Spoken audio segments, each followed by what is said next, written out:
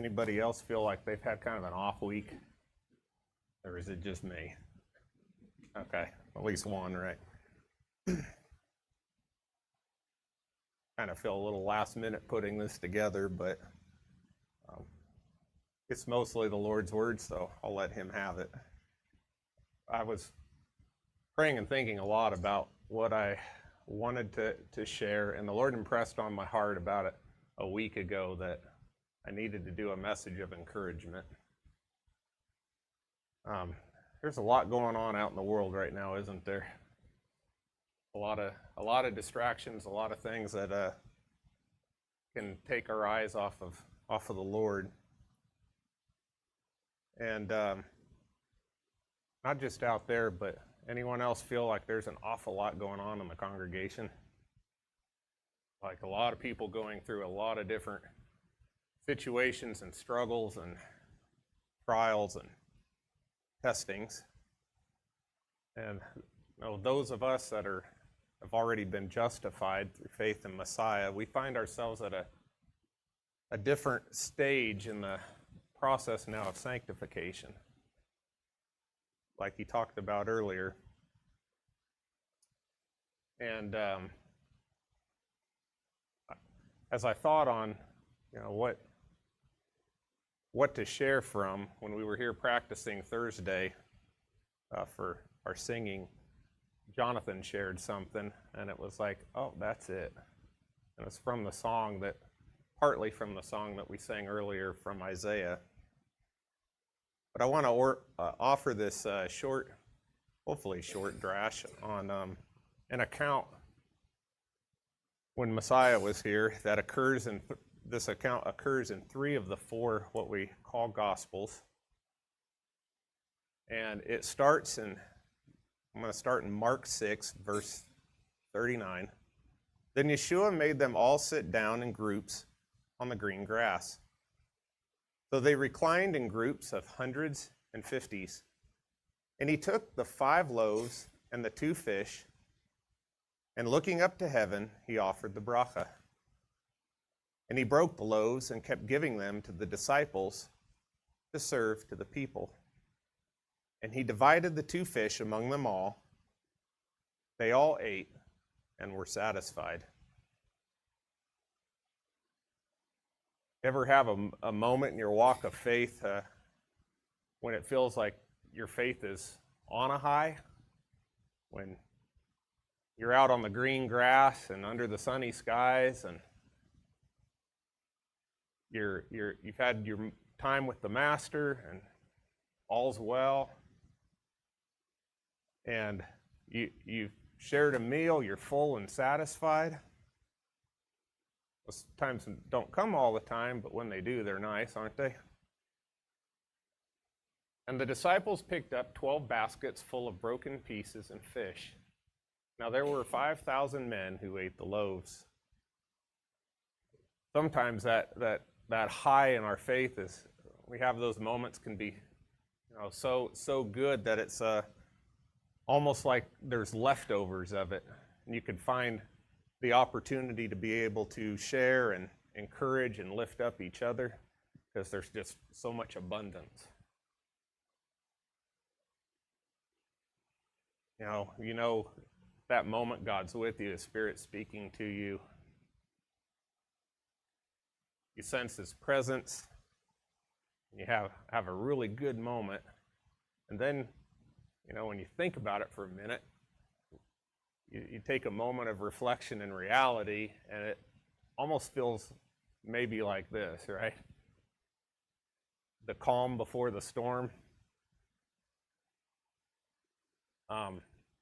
Everything's going good, knock on wood.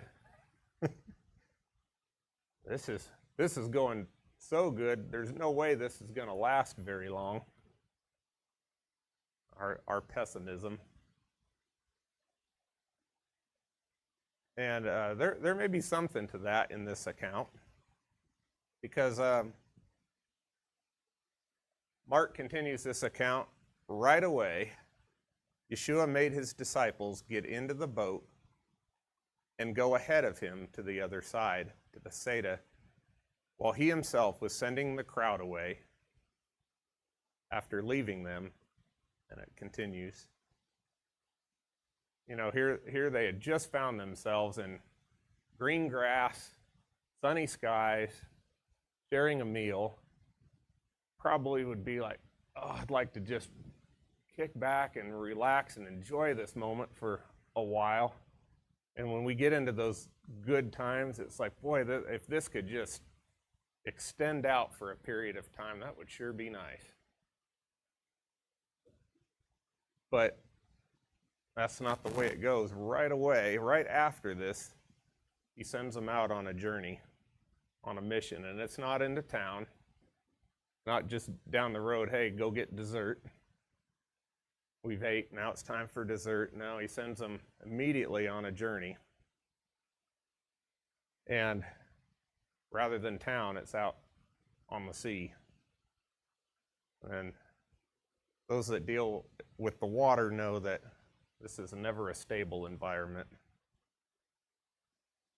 In the other account of this in John, we read this. Now when evening came, Yeshua's disciples went down to the sea. Getting into a boat, they set out to cross the sea toward Capernaum. By now it had become dark, and still Yeshua had not come to them. And a great wind began to blow, stirring up the sea. So suddenly, from the high that they found themselves in,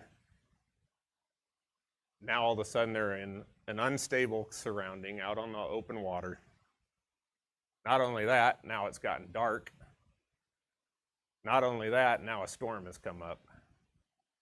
In just a matter of a few hours, it's gone from so good to all of a sudden, okay, now what else can go wrong?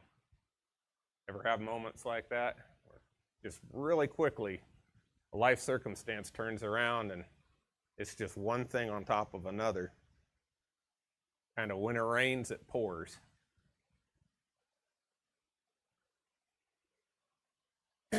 And you know, we call him Master and Commander, Lord, Teacher, Rabbi, Savior. But does Hashem really have our faith and confidence in the storm as much as we can give it to him when we're out on the green grass, when we're eating with bread and fish? And do we trust that he's really in the storm?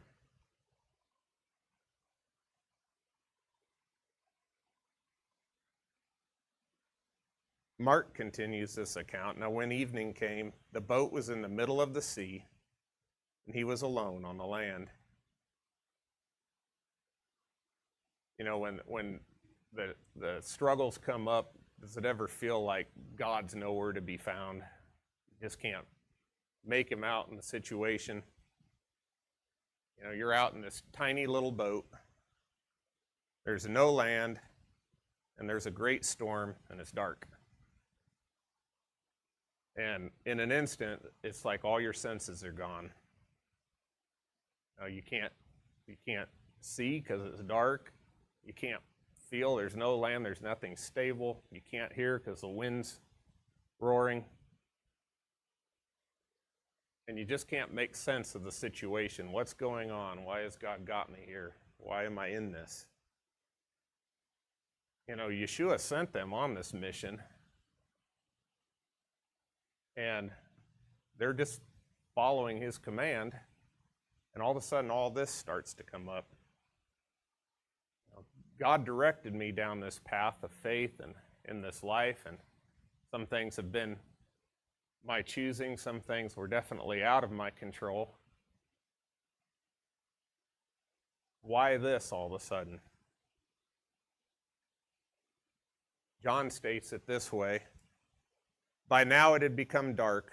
Still, Yeshua had not come to them. A great wind began to blow, stirring up the sea. And after they had rowed about 25 or 30 stadia, and that equals to about, when I looked it up, it's about 3 miles. You think about it, that's a tremendous amount of work. And we're not talking they're out on some pleasure yacht right now with gasoline engines. They're in a rowboat. And they were sent on this mission to the other side. So with that in mind, it's like I've got to follow his leading. I got to get there. I got to row. I got to put my back into this.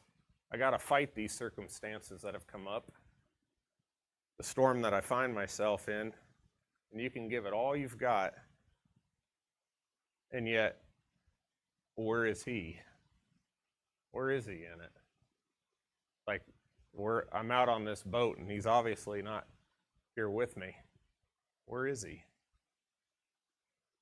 God, help. I know so many in the congregation and those I know, not just here, but in other situations, are going through so many issues. Maybe it's a storm of financial storm. God, I don't know what you're going to do with me. What am I going to do for a job? What am I going to do for a house? How are you going to lead my family? I keep having one thing on another come up. It's like this goes wrong, then that goes wrong, and it all costs something, and there's only so much I have to work with. Maybe it's a relationship storm where nothing's stable and nothing's makes sense of the situation with maybe our kids, our spouse, our parents, friends, family, co-workers. God, where are you in this one? Maybe it's the one that so many are struggling with right now with health issues. That when it rains, it pours. One thing breaks in my body, then another one, and I'm at the doctor more than I'm home anymore. And it just feels like, well, where is he in this? Why this storm? Maybe it's a storm of addiction or sin, that it just feels like it's storm after storm after storm. You come out of it and you seem to have the victory over it, and then in a moment you're back in it again. Maybe it's a low, a spiritual low. God, I don't feel the warmth anymore. I don't feel your love. I've grown cold to the things of you. I just don't know where I'm supposed to go, what I'm supposed to do in my walk. It feels like part of it's all in vain. Maybe it's a storm of doubt. Is Yeshua the Messiah? Is he not? Is this the path that he wants me to walk on? Is this the way of life that he has for me? You could just find yourself in a doubting everything. And God, where are you? Like the wind's blowing, storms, the waves are mounting up, and I feel alone. But where was Yeshua during this? After leaving them, he went up on the hillside to pray. Prayer. Is it not a little encouraging to think that Messiah could be praying for you in whatever storm you find yourself going through?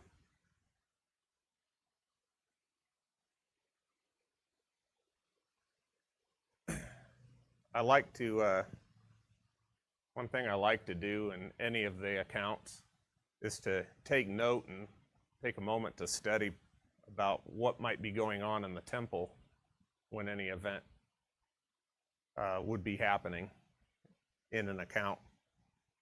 And I was pondering on that and couldn't initially come up with anything, and then just a little while ago it occurred to me.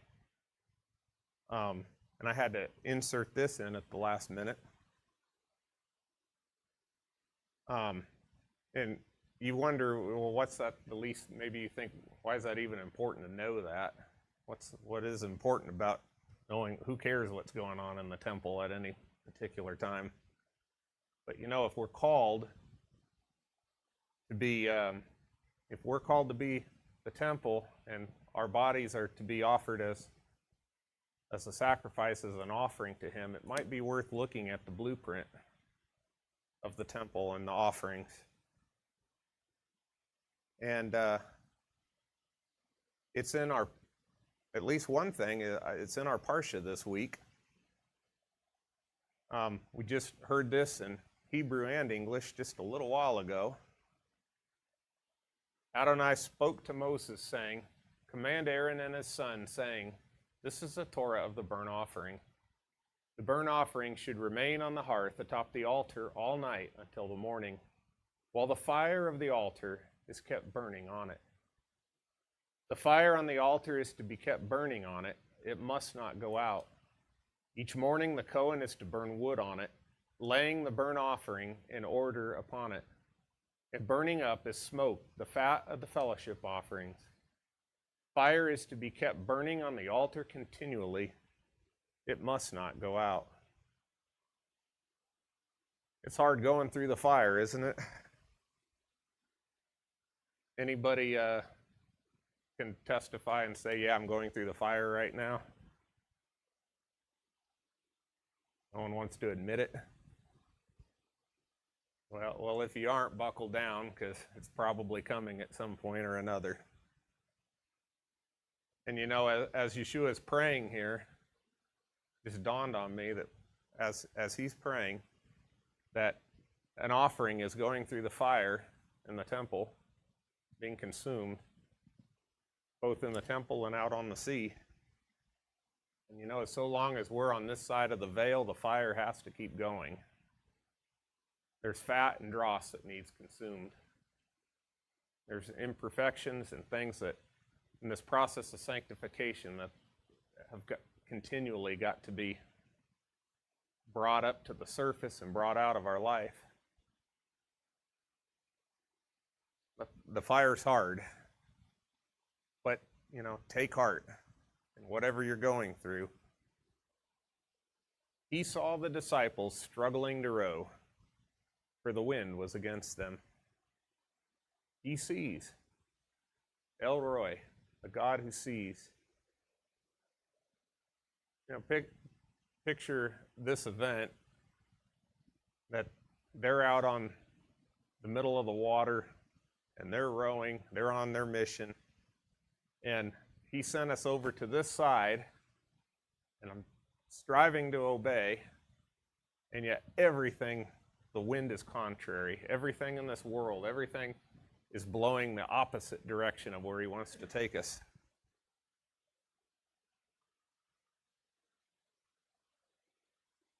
And we're out there and we wonder, does he even care? Does he care what I'm going through?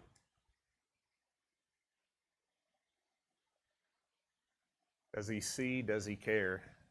And I'm reminded of an old hymn. Oh, yes, he cares. I know he cares. His heart is touched with my grief. When the days are dreary, the long nights weary, oh yes, I know he cares. He cares. Around the fourth watch in the night, Yeshua comes to them. Finally comes, walking on the sea. The fourth watch is the last watch of the night. Corresponds around 6 a.m. The night's almost up. Dawn's just around the corner. Here he is out in the storm. Same situation that they're in. And the water has no power over him. He just walks on it. The waves don't knock him over. The wind, he stays on course. And the darkness doesn't seem to affect, because it's like he's on a mission, and he wanted to pass by them. You know, it says earlier that he sent them ahead of him, so that kind of means, I'm sending you, hey, I'll catch up with you. And they're probably expecting, well, I don't know, maybe he's bringing another boat and going to catch up to me. Maybe it'll be on the other side when I finally get over there that the Lord will finally be present with me again. But it's almost like, I think about this, and he wanted to pass by them, that they're out going through all of this, and here he comes, and he's just kind of like, oh, hey, nice night for a walk out on the water, isn't it?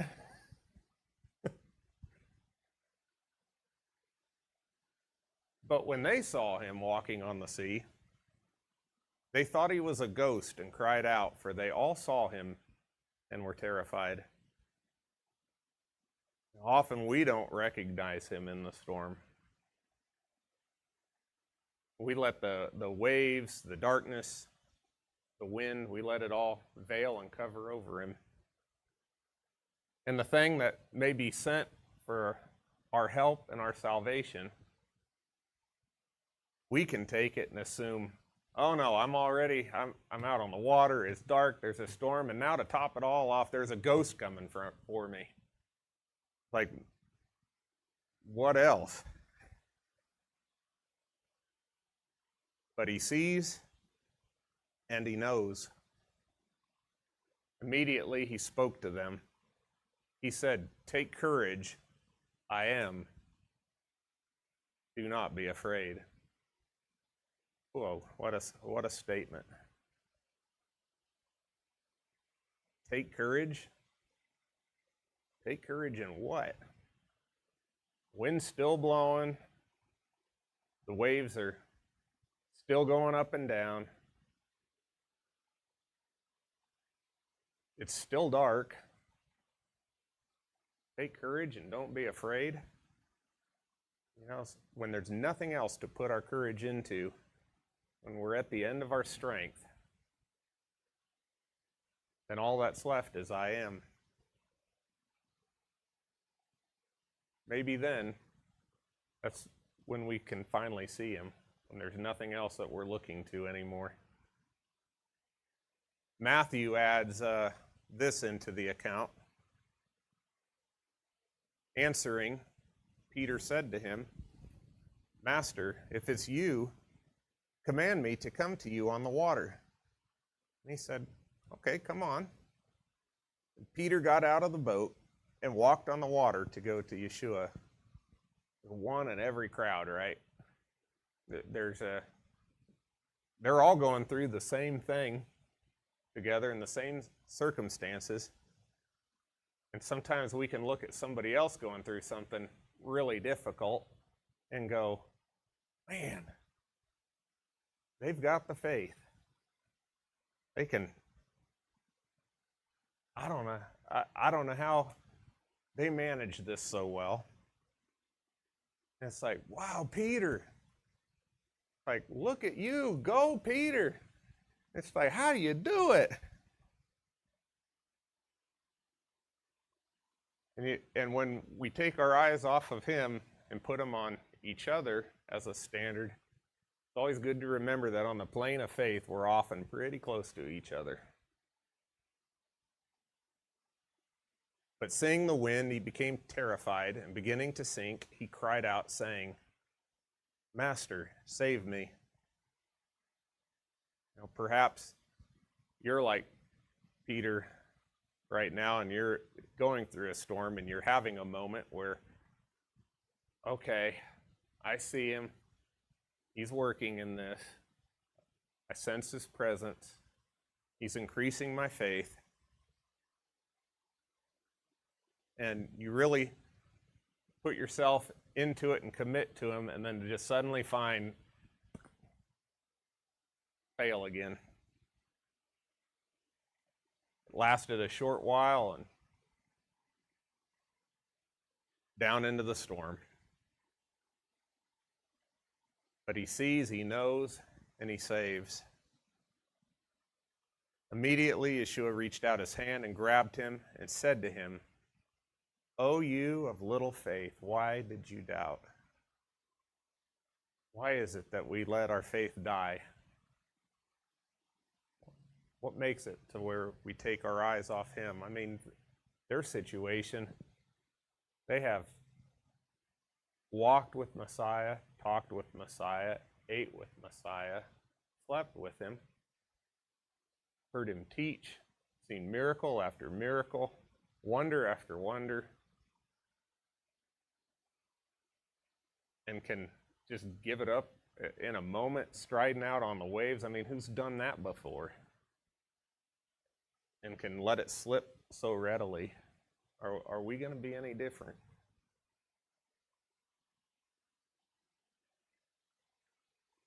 Then he got into the boat with them, and the wind stopped. Now, when he's present, it changes things. Nahum 1:3, I was reminded of this. Adonai's way is with a whirlwind or with a storm wind. Clouds are the dust of his feet. Rebuking the sea, he made it dry. It's almost a prophecy of this account back in Psalms. And Adonai is good as a refuge in the day of distress, and he knows those who take refuge in him. In Psalm 107, some go out to the sea in ships, doing business on the mighty waters. Well, they were on God's business here. Messiah had sent them. So they're out doing business, and they saw the works of Adonai and his wonders in the deep. You think, well, how did they see his works and his wonders? For he spoke, and it raised a stormy wind, lifting up towering waves. They mounted up to the sky and plunged down to the depths. Sometimes we fail to just recognize that his wonders and his ways are sometimes in the very storm that we're going through. All we can see is waves and wind, and yet it's him at work. But we perceive it as peril. In their peril, their souls melted away. They reeled and staggered like a drunk, and all their skill was bewildered. And as they're rowing and we're trying to get to the other side, it seems like for all that effort, just going in circles, and all of our skill just seems like it's just gone out the window and we're not getting anywhere, just spinning wheels. Then we finally cry out to Adonai in distress, and he brought them out of their troubles. He stilled the storm to a whisper. The waves were hushed. They were glad when it became calm, and he led them to their desired haven. And right away the boat reached the shore where they were headed.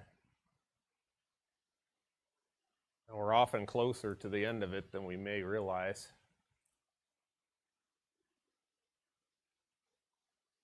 He knows our frame. He remembers we're dust. He won't suffer us to be tempted and tested above what we're able. And yet when he brings us out of a storm,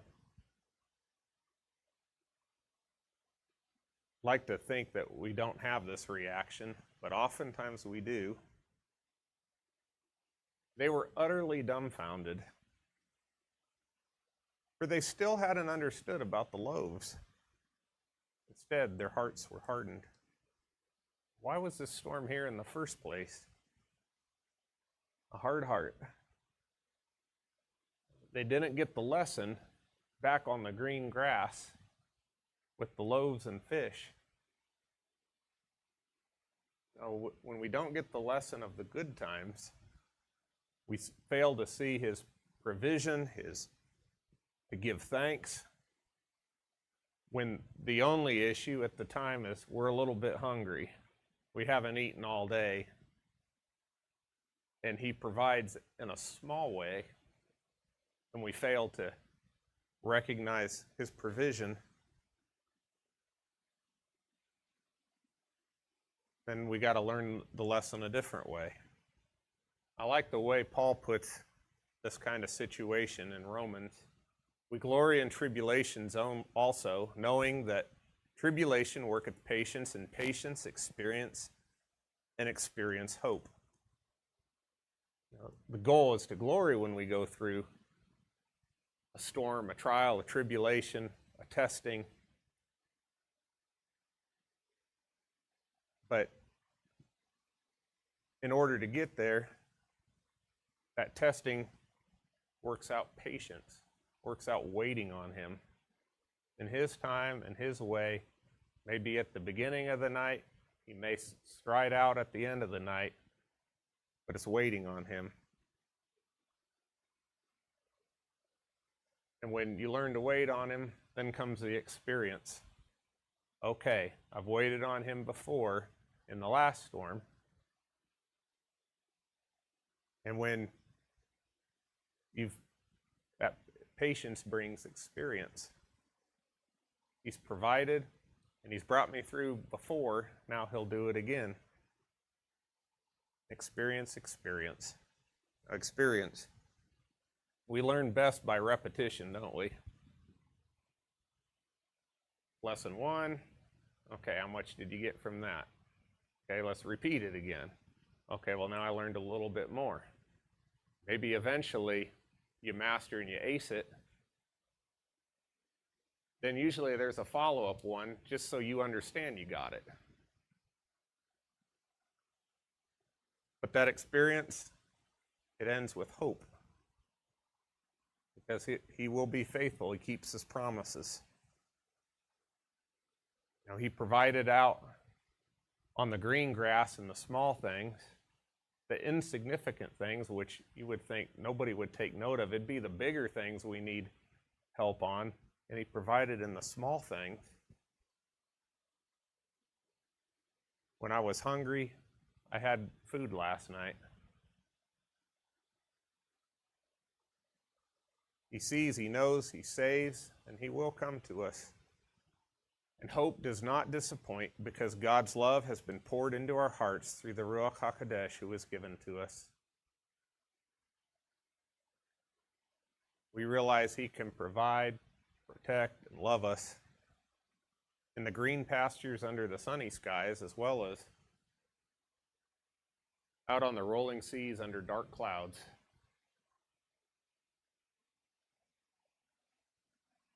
And always remember this, that we hear so much, especially recently with things going on in Israel. We hear that saying, Am Yisrael Chai. God's people live. And God is faithful. His people prove that. This verse from 2 Corinthians, he who rescued us from so great a danger of death will continue to rescue us. We have set our hope on him, that he will rescue us again. He who began a good work in you will be faithful to complete it. I just want to encourage you that no matter whatever situation, trial, storm, it's the green grass, maybe it's a good time, maybe it's an in-between, maybe you're coming out of a storm, or know that one's coming up on the horizon. But to take courage and do not be afraid. He is there in the storm. His grace is greater, his grace is sufficient. He's got this.